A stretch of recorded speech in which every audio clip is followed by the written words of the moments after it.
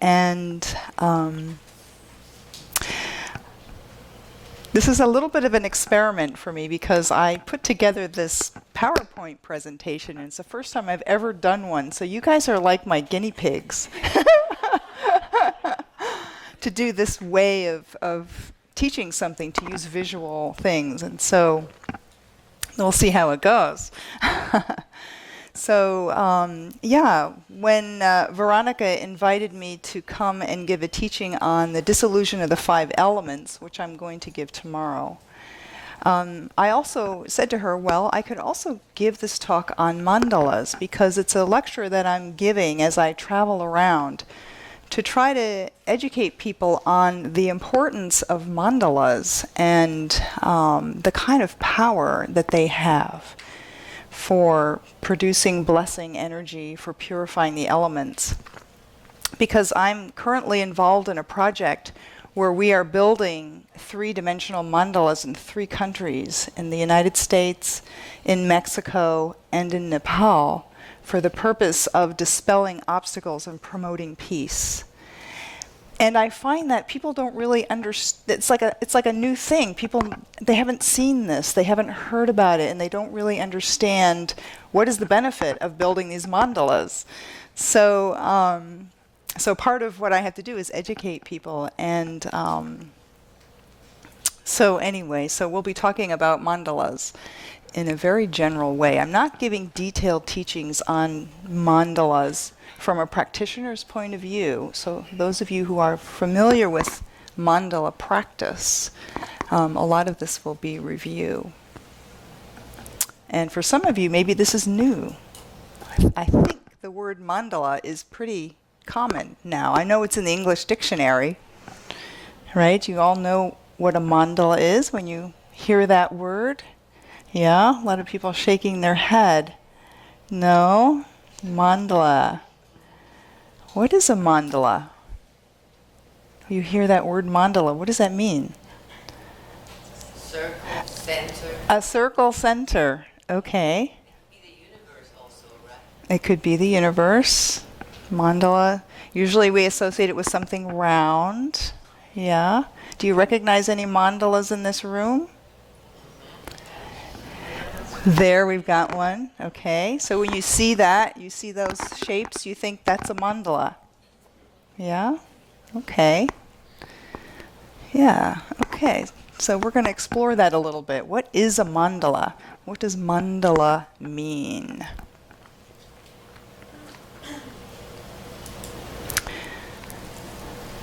Okay. So the word mandala is a Sanskrit word. It is a Sanskrit word. And in Tibetan, the word is kilkor. Kilkor. And so mandala literally means a circle.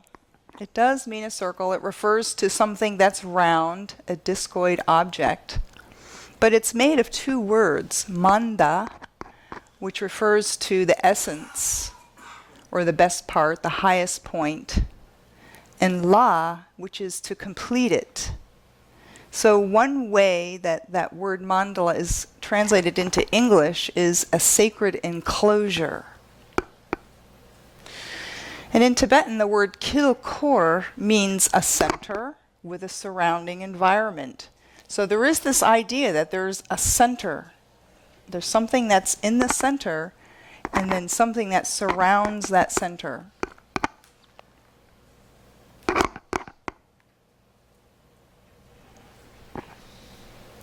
This is from Longchenpa, a very great master in the Nyingma tradition. A mandala is an integrated structure organized around a unifying center.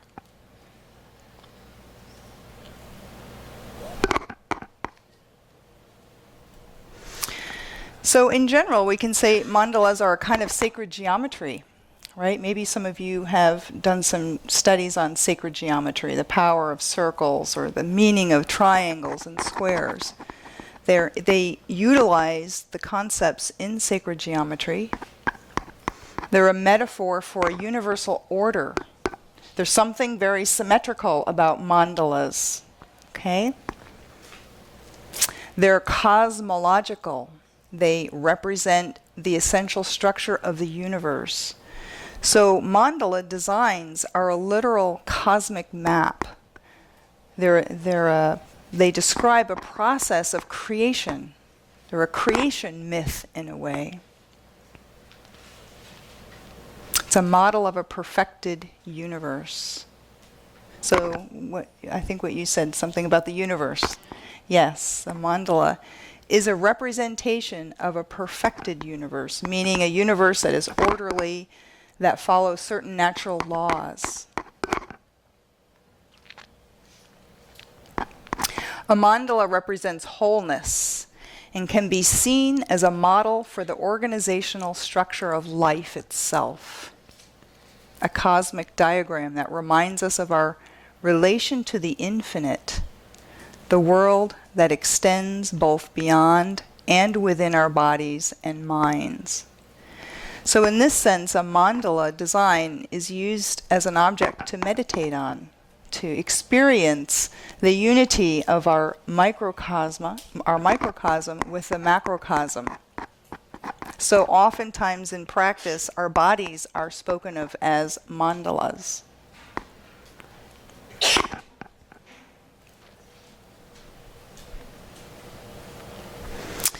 Mandalas are patterns of creation and are seen in nature. For example, we see these kinds of ideas of a central source, and from that center emanates or arises or rays in symmetrical patterns, radiating out from the center.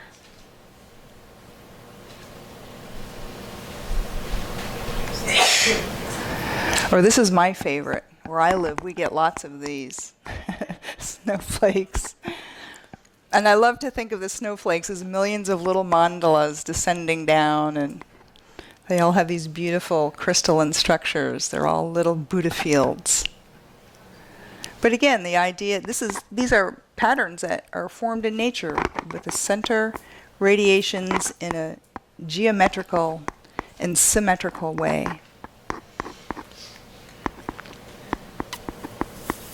Does anybody know what that is?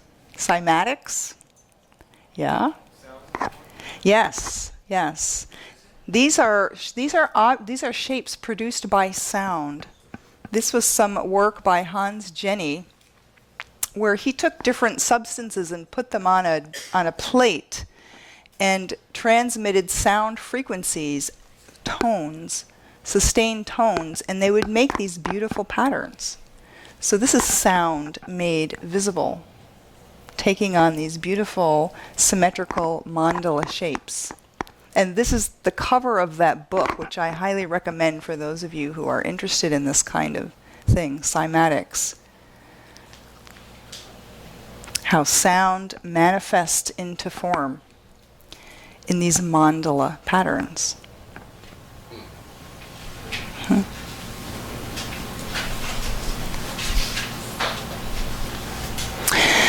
So a mandala begins from a central source point, which emanates out in 4 or more directions and is contained and surrounded by a circular boundary. So the center point of the mandala is considered to be its source, the beginning, and from that emanates out and then is contained by a circular boundary.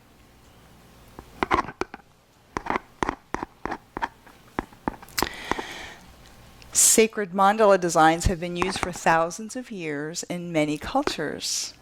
For example, in India, the earliest forms are found in the Vedas. Over the centuries, the style and designs have evolved as spiritual traditions and practices have evolved. So we find these, for example, in the Hindu Vedas. In the upper left is the Sri Yantra. Maybe some of you have seen that. That's very, very common. And in the lower right corner are Hindu devotees creating a sand mandala according to their tradition. We see these designs in the churches, the beautiful rose windows, the central source radiating out.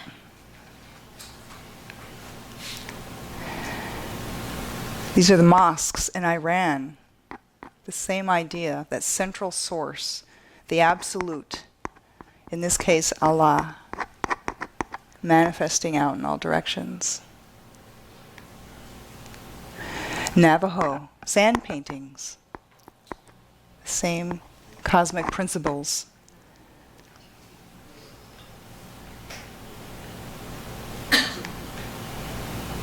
The Aztecs,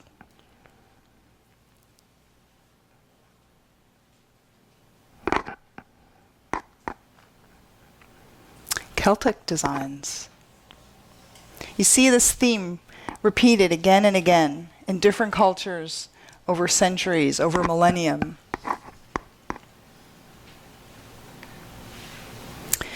And finally, the Tibetan style of mandala, which is what we're going to be focusing on. So this type of mandala is called a palace architecture style that evolved in the 12th and 13th century. Because from the source point, in this case you see a deity in the center, the deity as the source, this is Manjushri, and from them emanating out in the four directions, creating a square palace which contains the energy. Okay, so this is called a palace architecture style of mandala. This became very common in Tibet, and what most of us know when we see mandalas, for instance the Kala Chakra mandala there, this is what we're looking at. We're looking at the center point radiating out to form the palace square, and then around that is the circle which surrounds it and holds it.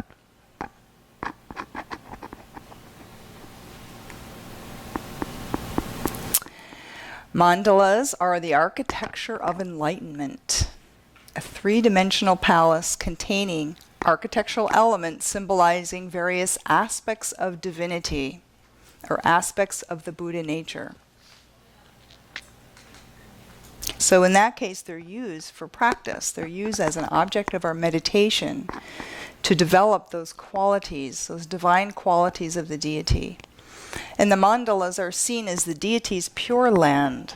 So the palace is the mind of the deity being in the center, and they're radiating out their light in the form of these colors, and the palace representing the mind of the deity. Much like a stupa. Maybe many of you are familiar with stupa designs. They are the mind of Buddha, right? And they're the sacred geometry that have the different levels have different meanings. Is that me doing that? Okay. Sorry. Sorry, Vero. It's probably in your ear. Yeah. Mandalas have the generative meaning of a circle as a universal symbol for the womb, the source of light, so that creative potential of the mandala. The source emanates transformative rays of light which create its universe. And the universe was believed to originate from the primordial sounds of mantra. These sacred sounds contained the genetic patterns of beings and things. So for those of you who do tantric deity practice, we always begin with a seed syllable, a sound. And that sound vibration then generates into the form of the deity. So the sound is seen as the creative beginnings of, in this case, the universe.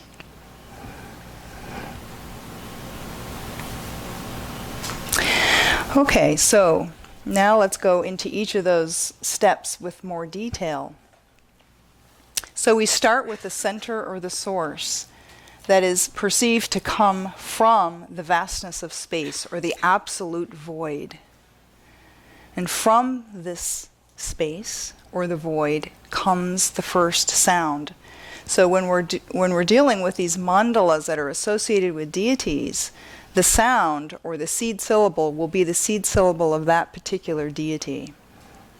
So for example, we have Hung, Hung, radiating out sound vibrations and light.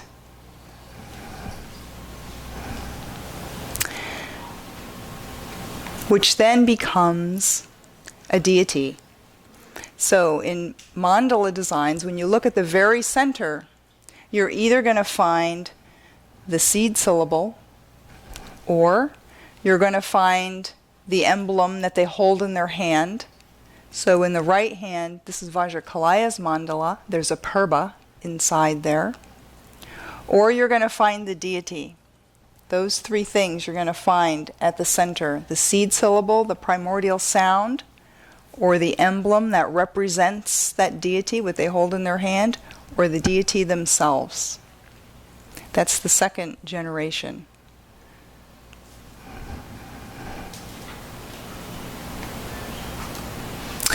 Then from that central source, the deity, that divine enlightened mind, that light radiates out in all directions, but is divided into four, okay, representing the four directions, the four elements. So here we have the central source and four directions, so we have five. So for those of you who are familiar with the idea of the five Buddha families, the five wisdoms, the five elements, this is where we get this differentiation. From the ground of space, that absolute nature, comes the sound, and from there we get the five elements. It's the first manifestation into form. And that's represented in the mandala by this division of these four sections of the palace, of the square, represented by four colors. Okay, so the white for the water element, the yellow for the earth element, red for the fire element, and green for the air element. And the center is always seen as the element of space. From the space, these four elements manifest.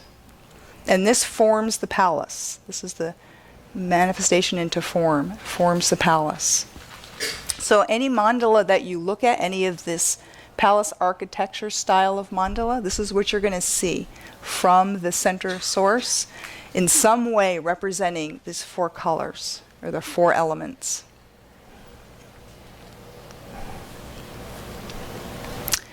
Okay, so in the center, we have the Buddha family, of the five Buddha families, the Buddha family in the center. The color is blue, which represents the element space. The color is not always blue in the center, but most of for purposes of our discussion, we'll say that it's blue. Sometimes it shifts. The emotion that's related to it is ignorance, and when that's purified, it's the Dharmadhatu, wisdom.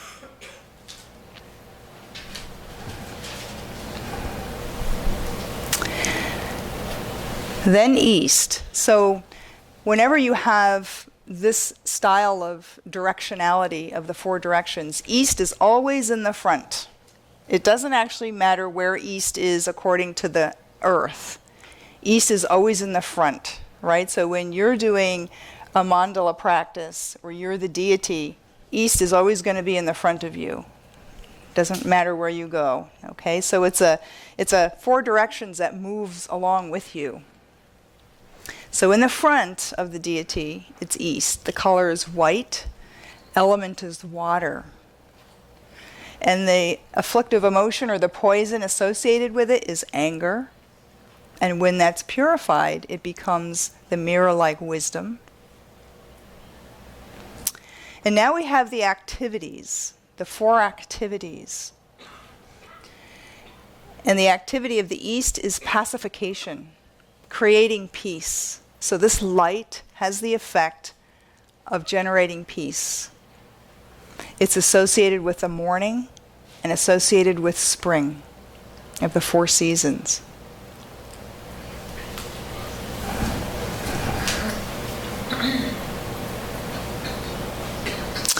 Okay, so if east is in the front, then to the right is south.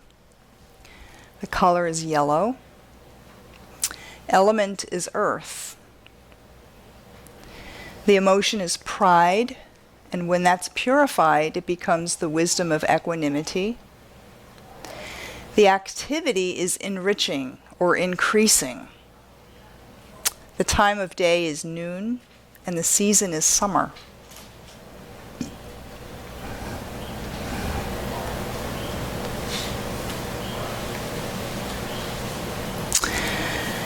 And then behind you would be the west. The color is red. Element is fire. The emotion is desire, grasping attachment. Wisdom is discerning wisdom, or sometimes called discriminating wisdom.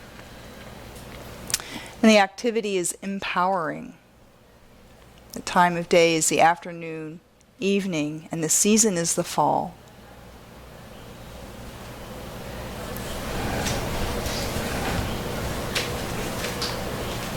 And then to the left of you will be the north. Color is green. Sometimes it's black. Sometimes it's dark blue. Usually it's green or black. The element is air. The emotion is jealousy, and when that's purified, it's all accomplishing wisdom. The activity is subjugation, or the removal of negativity. Time of day is night, and the season is winter.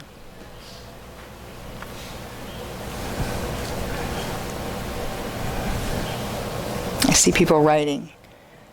Yeah. Okay. Okay, so let's put that all together. Let's look at this mandala. And what did we just learn? The center is the source. Okay, and in this case, it looks like there's an emblem in the center. So we have to decide, is it a seed syllable, is it an emblem, or is it the deity? That tells you. Then from that, radiate out in the four directions.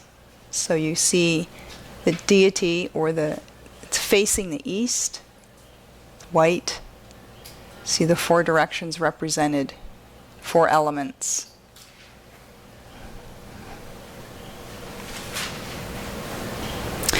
The square that is emanated from the central deity becomes its palace. These multi-level palaces represent the sacred container of the deity, or the field of the deity's mind. Like I use the analogy of a stupa. The stupa is considered to be the mind of a Buddha. In each of the four walls of the palace is a sacred gateway, a door, with an archway with a wheel of law on top. Each door is protected by a guardian. Okay, so now let's look at this. You can see, this is a different mandala, but you can still see the same kinds of patterning. So in this case, we have a seed syllable in the center, radiating out in the four directions with the four colors. And you can see on the edges there, those are doors, what looks like this sort of extra square. That's representing a gateway or a door through which you have to pass through in order to enter into the sacred precincts of the deity. And on the sides, there are sort of like these round things, and that's actually the archway, which is sort of laying flat down so that we can see it. But they're actually standing up. And on the top are the Dharma wheel. You can see very small on the tops of each one is the Dharma wheel, representing the wheel of law. So it's important to know that when we look at these mandalas like this, these two-dimensional images of mandalas, this is like looking at a floor plan of a building. It's like looking from the top down on a building. We are actually looking at a three-dimensional image. Okay, so in this square, you see all these different sort of square within square within square. That's representing levels of a building. Okay, so we're looking down on top of the building, and on the four sides is a gateway. But the way that they draw them is like they're lying flat on the ground so that we can see the door. Okay, so then in each of the gateways is a guardian. So inside each of the gateways you see dun, da, da, da. Okay. Let's go back to my thing here. That was interesting. I lost my cursor.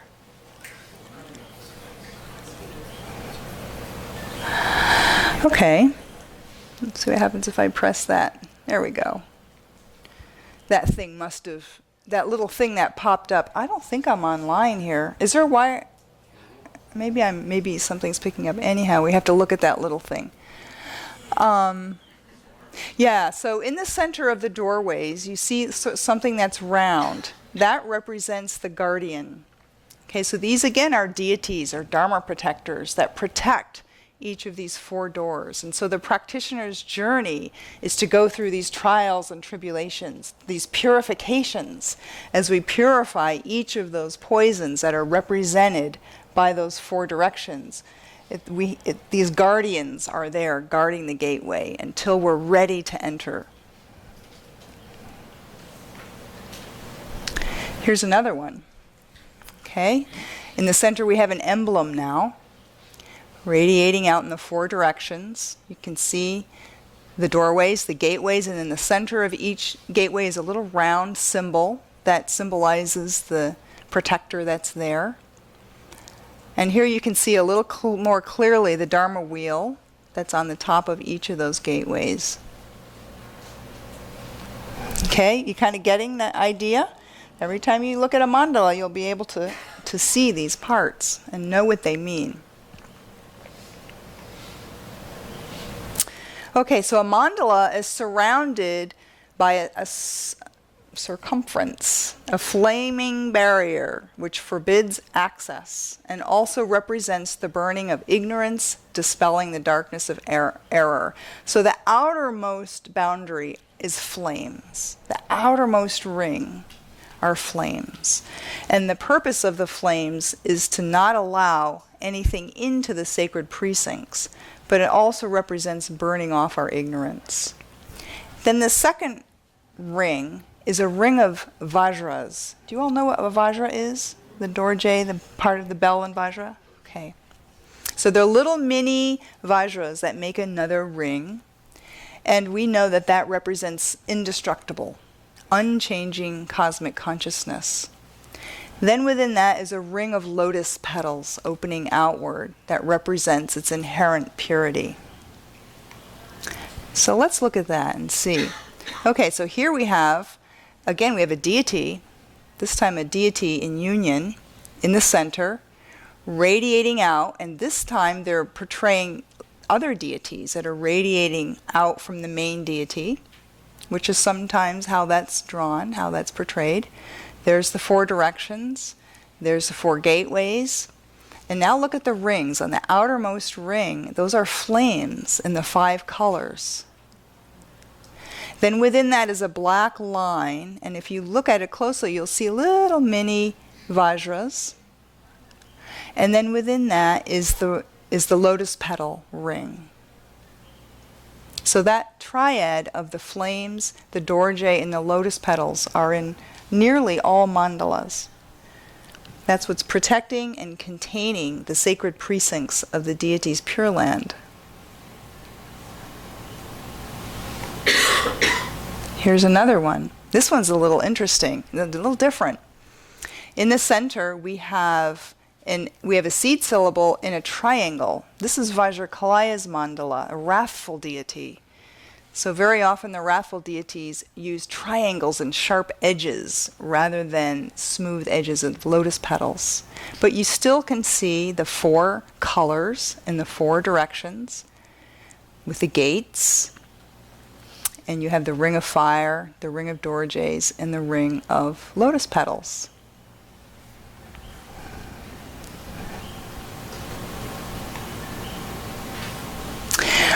Wrathful deities' mandalas often include the 8 cemeteries, situated in the 8 directions. They symbolize the 5 senses and the 3 levels of ordinary mind, which bind us to cyclic existence. They're placed on the outer boundaries of the sacred space. Each graveyard or cemetery contains specific objects such as a tree, a stupa, a stream, a yogi, representing the quest to become liberated from cyclic existence and therefore enter the Pure Land of the deity's mandala. Okay, so you don't find these in all mandalas, but you find them in the mandalas of most wrathful deities. And so, for instance, in this mandala, this is Guru Drakpo, a wrathful form of Padmasambhava. And here we have an emblem in the center, radiating out as lotus petals, radiating out the four directions to create the palace. And you can clearly see all the different levels of the palace, the four doorways and gateways, and in each gateway is a protector. Then we have the outermost fire ring, and in that is the ring of Dorjes. Now we have this layer where we have 8 charnel grounds. It's a little hard to see, but you can see they're like black oval designs between the lotus petals and the Dorje. And if you were to look closely, you'd see little drawings of trees and stupas and a stream and a yogi. Many, many things are inside there, and those represent the 8 different charnel grounds.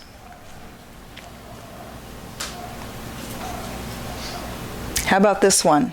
Does it have charnel grounds in it? Yes. This is also Vajrakalaya mandala. And we have the purba in the center, the emblem. And instead of having lotus petals radiating out, it has these sharp, jaggedy things, the wheel of weapons. Okay, Vajrakalaya's emblem is a wheel of weapons. Again, branching out in the 4 colors, 4 directions. There you have the ring of fire. You can see the Dorje is a little easier in this one, on the blue ring.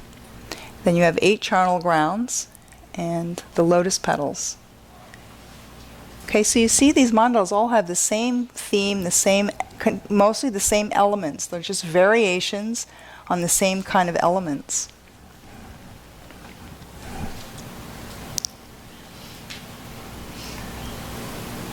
I'm sure many of you have seen this. Monks creating the sand mandalas.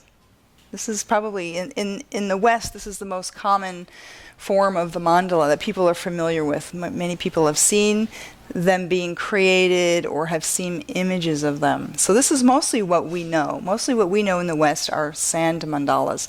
And these are made primarily for preparation for initiations and empowerments.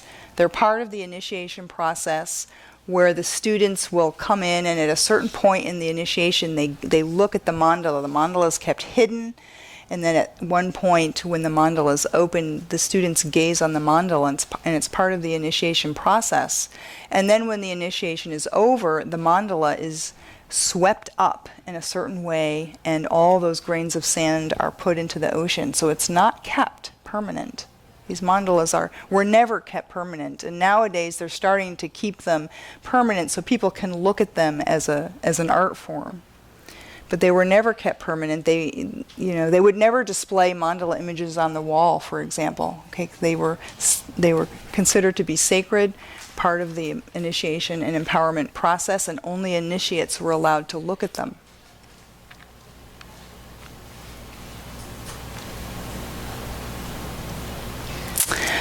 Okay, so as I said before, when you look at these mandalas, you're actually looking at an aerial view of a 3-dimensional mandala, which is the full form of these mandalas. And this is something that's not very familiar to Westerners, unless you have gone to Nepal and India and you've actually seen these mandalas. But even then, very few Westerners even know about them and know where to look for them.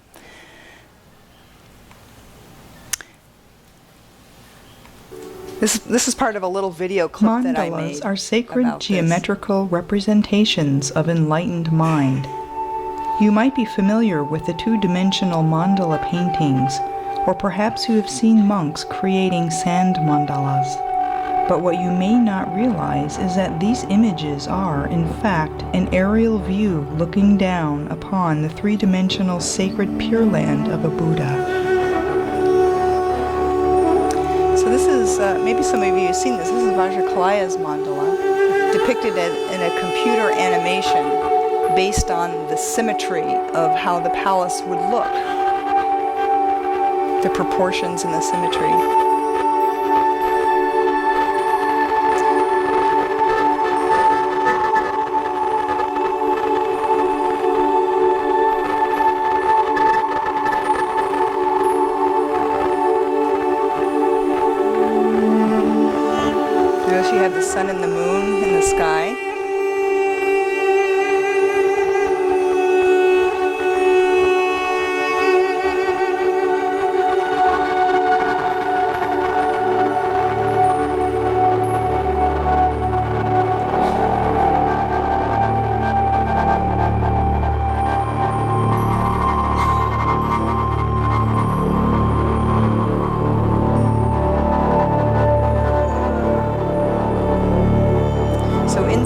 there would be the deity.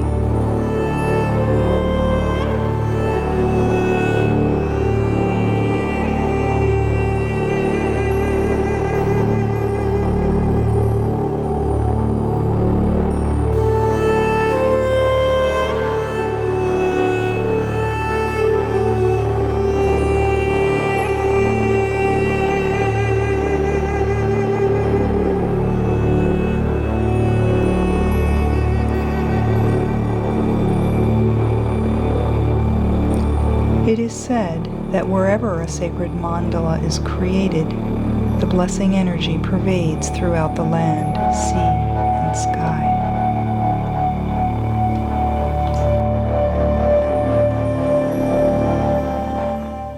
It's pretty cool, isn't it? Yeah.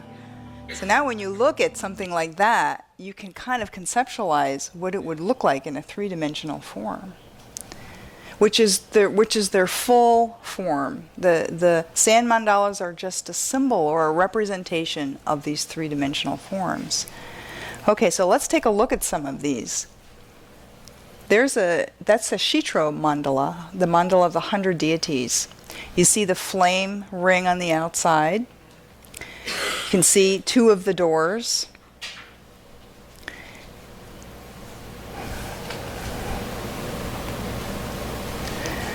Does anybody know what that is? That's Vajraklaya's mandala. That's at the Potala Palace in Tibet, made of gold.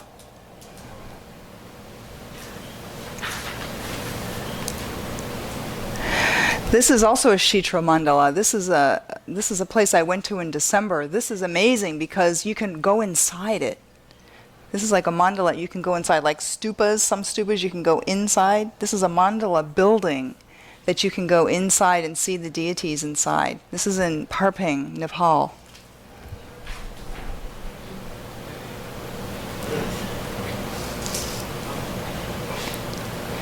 This is on the door on the outside. No entry without receiving secret mantra teachings. So you have to find the person who has the key to let you in. And I think this is why Westerners really haven't seen these mandalas in Asia, because unlike stupas, which are public places and anybody can go, the mandalas are not, and you have to know to go there. You have to know where to find them, and they're usually on the top floors of the monasteries, and Westerners don't know to ask to go up to the top floor to see the mandalas that are up there. So a lot of people don't know about them, and they're much more strict about who sees them, so you have to find somebody with the key. It's the same. Shedrub mandala also has little steps you can go up to the different floors and go inside and see the deities inside. It's really amazing. Here's a mandala at Mindraling Monastery in Dehradun. This is also a Shedrub mandala of the 100 deities. So now you can see the gates, which were sort of lying flat in the pictures. They're really upright like this.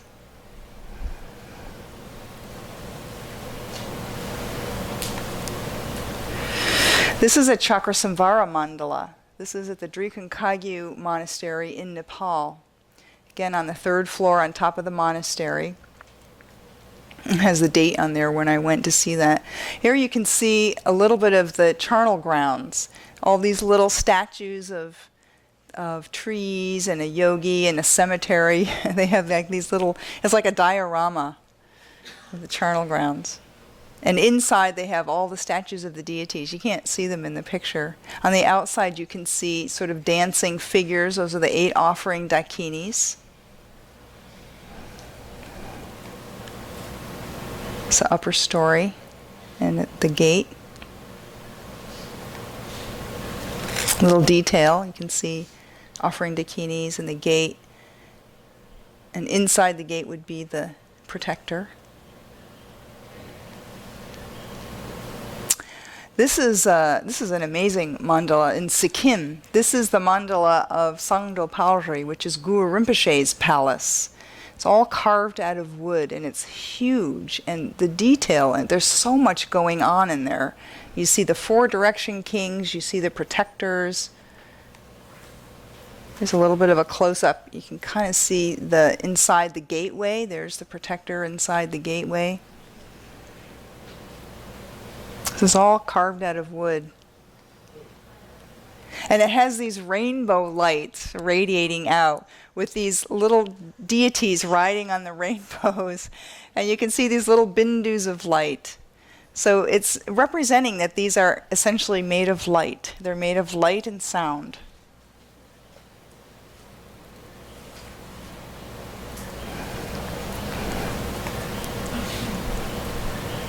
It shows a little bit the scale. This is in Sikkim.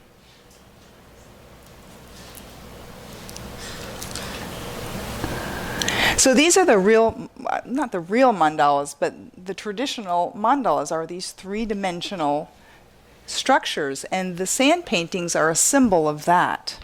Okay, they're a symbol of these full mandalas that express everything in there. There's little, you can see these little round seed syllables representing the sounds that are emanating from there, but everything in there tells a story of enlightenment.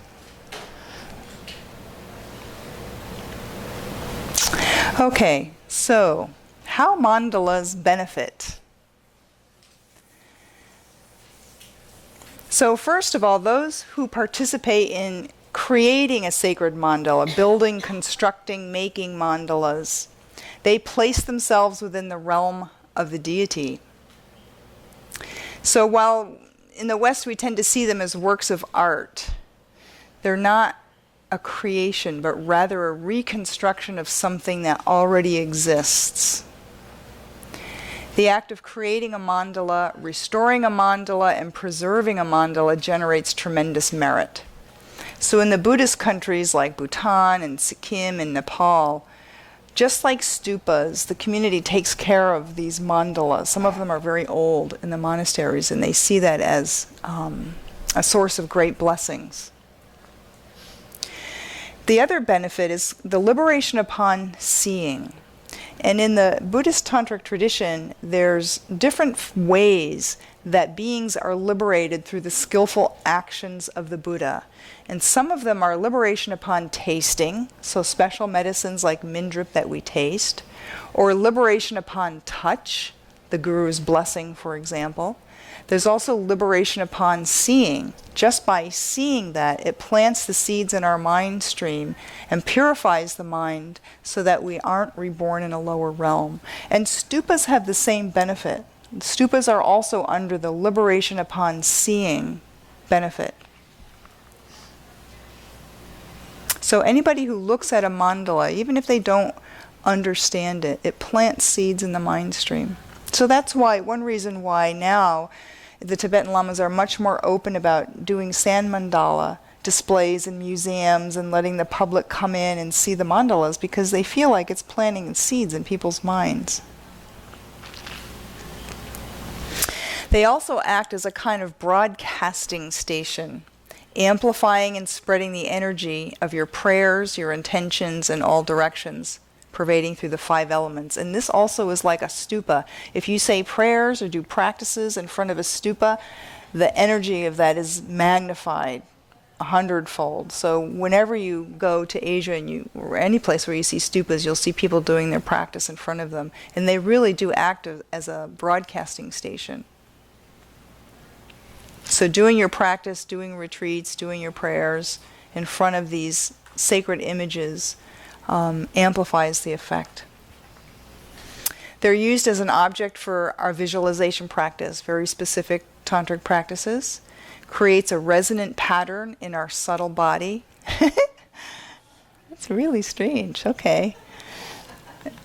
Actually, this is going remarkably well, considering this is the first time I've ever done this. Acts as a broadcast. It must be something like the internet or something. It's doing something. It's mysterious. It's very magical.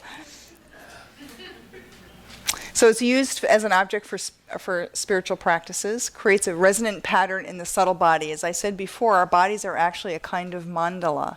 And so when we use these as an object of our meditation, we're intending to purify and create coherency in our chaotic energy patterns. And their blessing energy spreads throughout the environment, and in that way, mandalas are particularly useful for protection and subduing crises such as warfare. Okay, this is very specific, that is in the text, and it's one of the reasons why we are endeavoring to build these mandalas in the US and Mexico and Nepal, is because they do say that they have a protective function. Any place that a mandala is constructed, these kind of three-dimensional mandalas, it provides this kind of protection, just like the boundaries that we talked about as the fire and the dorjes. They protect the area. And there's a lot of prophecies and things about building, the need to build mandalas in this degenerate time.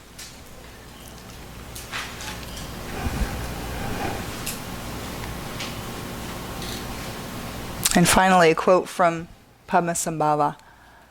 Whoever sees the mandala object with devotion will seal the door of their birth in the lower realms.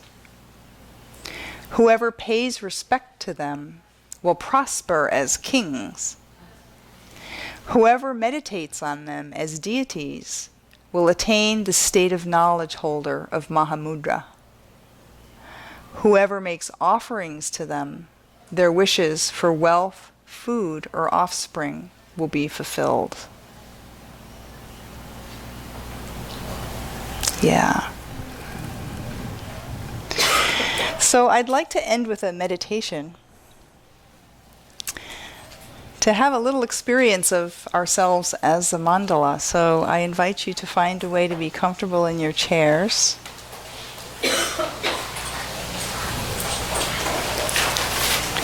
Now that we've talked about and learned about these different aspects of the mandala, let's meditate on that for a moment.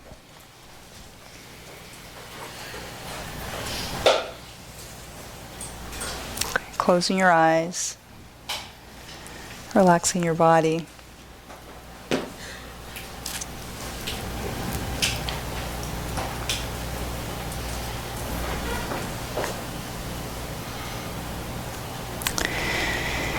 In the beginning, there was only the vast and quiet, deep, endless space. No up and down, no front and back, neither east nor west, north nor south.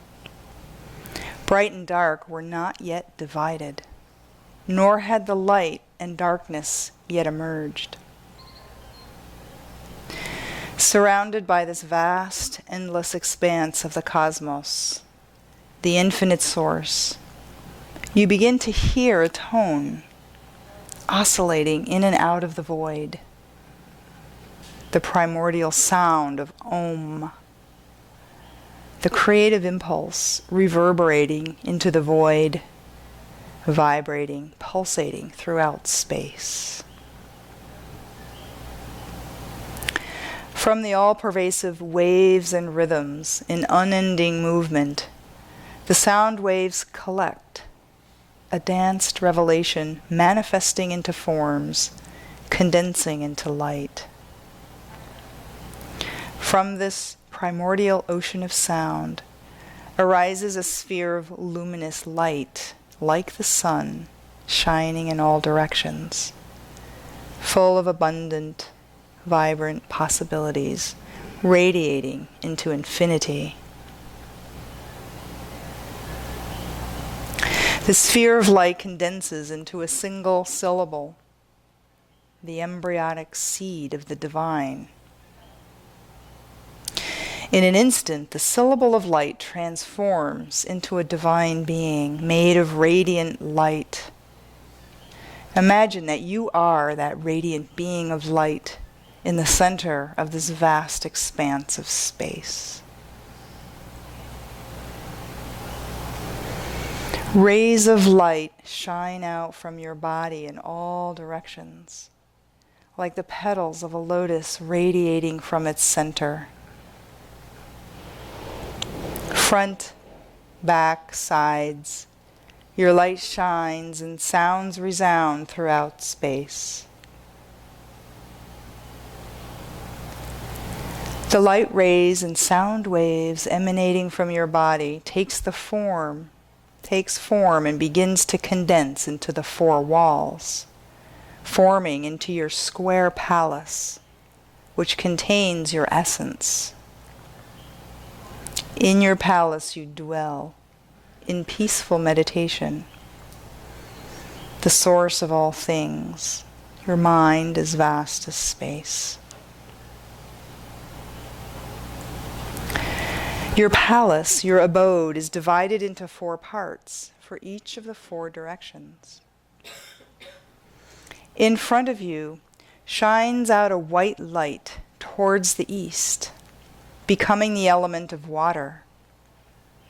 This is the light of your mirror-like wisdom, which transcends all anger and hatred. Let your white light shine out in front and reach through the vast expanse of space, creating peace and tranquility. From your right side shines out a yellow light towards the south, becoming the element earth. This is the light of your wisdom of equanimity, transcending all ego's pride. Let your yellow light radiate out to the right, increasing abundance and prosperity, giving and nourishing life.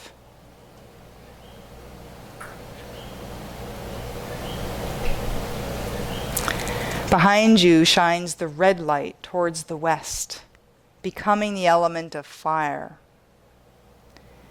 This is the light of your discerning wisdom, transcending your grasping attachments. Let your red light of love command and empower those who are weak and in need of strength.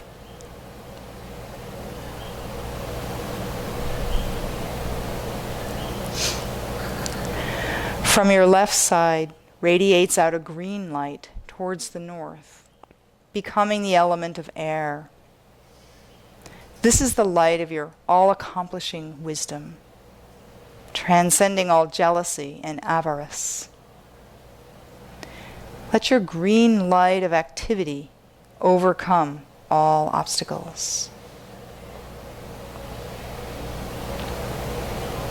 Each of these directions is opened by a gateway where the guardians of the gates sits, protecting, overpowering all obstructing forces and negativity. All around your periphery, surrounding you, is a ring of lotus petals facing outward, representing your purity.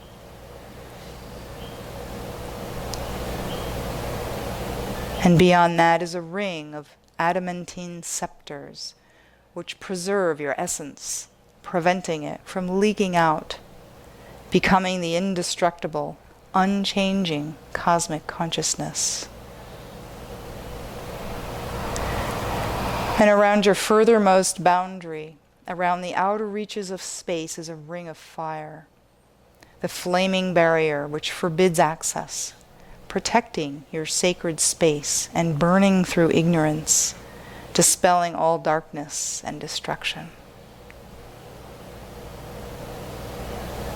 And all that lies within, wave patterns upon wave patterns, condense and disperse, pulsating with light and sound vibrations, creating form, creating all life.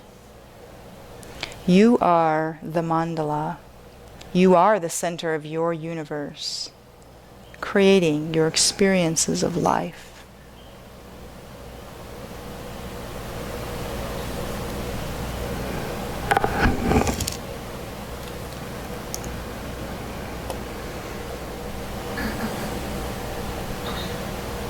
When you're ready, opening your eyes, coming back to the mandala of this room. I feel like I'm in a mandala. I'm kind of in the middle and you guys are kind of all around me. And that's what they say, you know, the teacher has a mandala, right? The Sangha is the mandala. So we use that word mandala metaphorically all the time, don't we? Yeah. Wonderful. Any questions, comments? Well, when we were talking about the three-dimensional mandalas, Yeah. I'm going on a trip to Nepal in May. Oh. Did I understand that to get into the mandala you have to have a special person?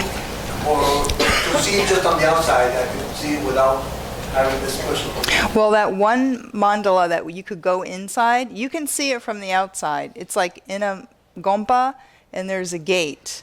So you can look at it from the outside. But if you want to go in the mandala, you've got to find the nun who has the key. And then the other one from Nepal, the Chakrasamvara mandala, that's on the top of the Drikankagyu monastery. If you go to the monastery and ask the monk, I like to see the mandala, they'll probably be so surprised that a Westerner even knows it's there. They will let you in and see it. It's like if you even know about it, then they will let you in and see it. The thing is that nobody knows they're there, so they never ask. So yeah, they should let you in. You got to find somebody with a key, and they will take you up the stairs and open the door so you can see the Chakrasamvara mandala. It's beautiful. Yeah, good, wonderful. It's wonderful to. No, that's right. Well, and that's thank you. Then I feel like I've done my job because I'm really excited about them, and they're amazing to be near. So bring your practice, spend some time. Don't just look at it as a tourist. Spend some time with them because they're very powerful. And of course, when they're made like that, then they're consecrated. And then the monastery has to do a special practice every year, like a drupshan, for that deity. So they're continually empowering those mandalas. It's required. Once you build those mandalas, it doesn't matter what it is, Chakrasamvara, Kala Chakra, Vajraklaya, then the monastery or lama responsible, they have to do these special 2-week-long intensive retreats to continually charge up and empower that mandala. So they're very potent. They're very powerful. So when we speak about the body as mandala, what parts of the body represent what? Well, there's a lot of detailed teachings about that. That I won't go into here. But it's not the same for every deity. So if you're in the Kala Chakra cycle, it'll tell you what the four limbs are, the 4 directions, for example. There's some generalities. The heart exactly is the center, yeah. That's why for those of you who do deity yoga practices, we always visualize the seed syllable in our heart, right? And then the mantra, the spinning around the heart, right? That's the center of our mandala. Yeah. And the 4 limbs are in the 4 directions, and then there's variations there. Yeah. Good, you guys are inspired. I'm glad. Where in the United States do you plan to build the mandalas? We're building it in northeast Iowa on the banks of the Mississippi River. And one of the things that it says in the texts is that if these mandalas are built near a major body of water, the water element carries the blessings and spreads throughout. So one of our goals, at first, we wanted to build it, near the ocean. And we looked at land in California and there was nothing under $1 million next to the ocean. So then somebody told us about this area of northeast Iowa on the Mississippi River that has these effigy mounds. They're 2,000-year-old